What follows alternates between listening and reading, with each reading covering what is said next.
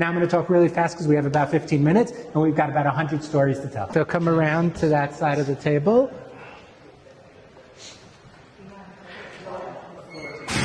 Okay, so this is really on the fly, like I said. Usually I would do this for about 45 minutes to an hour. We're going to do it real short, and so we're going to jump right in, okay? Now you guys are all holding your phones, but I need a volunteer who reads Hebrew. Okay. Let's go. Okay, very good. Let's start from the line above. Shir. Yeah, very good. Hine. You just read from a scroll that's 2,000 years old. It was found in Cave 11 at Qumran. This is one scroll in our collection of roughly 1,000 manuscripts. Now, some of them are really nicely kept, like this one. Some of them are very, very fragmentary, so very, very small pieces. We have about 25,000 fragments in our collection. The scrolls were found in the Judean desert. Why in the Judean desert, by the way? What? Well, yes. It's not just about the Essenes, yes Essenes, no Essenes. That's a big question in the research. And we have documents from before that time period and after that time period. It's about the dry climate. The dry climate helped preserve the leather and the papyrus that our documents are written on. The biggest collection comes from Qumran, okay, which includes the earliest copies that we have of the biblical books, okay? And the earliest ones date to the 3rd century BCE, so roughly 2,300 years ago.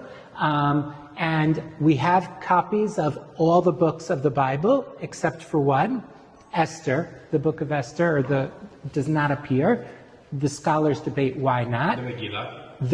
We don't have Megillat Esther. We have every other book. What about Nehemiah? We have Ezra and Nehemiah, we have, yes. Okay. Very, very rare, but we have. The most popular book, or the most common book, is Psalms, which you just read from. Now, a really cool thing is that these are about 1,000 years earlier than the next copies. Okay? The next copies are already at the stage when we're talking about what's called Nusach HaMesorah, or the canonization of the Hebrew Bible, which means at a certain point in time it no longer changes. At this point in time, there are actually differences and changes between the different versions. And so, for example, if we know that the book of Psalms has 150 Psalms, at Qumran we have 157. Okay? There are 7 additional Psalms that were not known until the discoveries at Qumran. I asked our young friend, Levi, to read from the scroll, and he very quickly was able to read from it because in the Second Temple period, they used square Hebrew script. This is the same square Hebrew script that we use today, and it's the same, wait 1 second, don't give it away, and it's text that he's familiar with because it's from the book of Psalms and he is familiar with the text. Now there's one word that Levi pointed to, which appears here, and here, and here, and here, and here, and here, and that's not written in square Hebrew script. It's written in Paleo-Hebrew.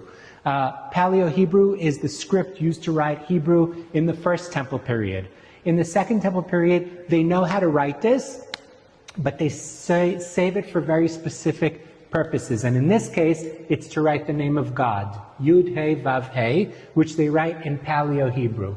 So, quick question, if it's possible. There are other names of God, like Elohim. Are those also written in Paleo-Hebrew, or just the... Take a look right here, and then we're going to do a little bit of... What is... Elohim. Okay? So just the Tetragrammaton, which is the Yud He Vav He. Just one more thing about this scroll, because we're running out of time. Do you see all the blackened area? Mm-hmm. Yeah. That is due to exposure to moisture. When this scroll was found, I'm going to have a picture of it. Ignore everything. There we go. That's this, okay? This is one sheet out of 5 of that scroll that you see up there with the red circle around it. You can see the blackened area on top. That's due to exposure to moisture. It was found in a jar? It was not found in a jar. The only scrolls found in jars were from Cave 1. All of the other ones were found scattered on the floors of the caves. Whether they were kept in jars beforehand or not is a question, and it's possible that some were and some weren't. Now I want you to watch the screen. I know you came to see scrolls, but I have to show you a video that's really cool. Yes, we'll talk about that in a minute. So what I want to show you in this video is a compilation of multispectral images that we do here in the studio next door, technology that was adapted by technology of NASA and implemented in order to document the scrolls in the best possible way. And when we do that special imaging, which basically takes the light and divides it up into different wavelengths, you can see here as we focus in on this same section that you're looking at. Shira ma'alot leDavid, hine ma tov u'mana'im shevet achim gam yachad. Stay with the black areas. What happens is the carbon ink, the ink which is based in carbon, reacts to the infrared light. The parchment does not, and it begins to disappear. And now you can see the writing that disappears here because of the damage to the scroll. So even though the scroll is damaged, you can still read the text. Okay, you ready for more challenges? Are there any scrolls in Paleo-Hebrew completely? Yes, there are. We have complete scrolls in Paleo-Hebrew, but only of the 5 books of the Torah. They only would write a complete scroll in Paleo-Hebrew if it was the 5 books of the Torah. The rest of the time it's for specific uses, namely the Tetragrammaton. Now I have another really, really important scroll to show you guys. I'll challenge you, Tal. Okay. This one's a little bit tougher. Okay. See if you can read that. It's really tough. כבד? Kabed. כבד את אמך ואת אביך? No. Yes, et avicha ve'et imcha. Yeah. Respect your father and mother. This is the oldest copy of the 10 Commandments that exists. Wow. Okay? You have here the 10 Commandments in complete form. But there's something really cool about this scroll. While you guys look at it, I'm just going to tell a little bit of a story.